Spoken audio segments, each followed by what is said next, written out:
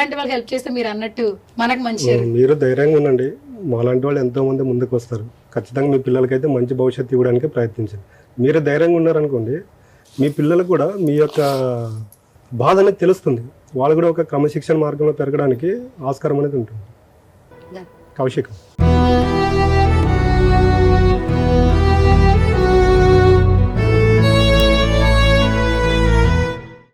ఇప్పుడు నన్ను పిలిచి ఇడికిస్తారు అంటే మీరే సార్ ఫస్ట్ టైం. ఇప్పుడు లేదు, ధైర్యంగా ఉండండి. చాలామంది ముందుకు వచ్చి ఇస్తారు. మీ పిల్లల్ని ఒకటే బాగా చూస్తుంది. Thank you sir. మళ్ళీ చెప్తాను సార్. ఫస్ట్ ఆఫ్ ఆల్ నేను థ్యాంక్ యూ చెప్పాలి. నా గెస్ట్ లేదంటే ఇలాంటి వాళ్ళు నిజంగా అంటే నేను సుమన్ టీవీలో ఇంకో వీడియో కూడా చూశాను. పేరెంట్స్ ఇద్దరు లేరు, 10th క్లాస్ ఫస్ట్ క్లాస్లో పాస్ అయింది, వెళ్ళి కాలేజీలో అడ్మిషన్ కూడా ఇప్పించి వచ్చారు.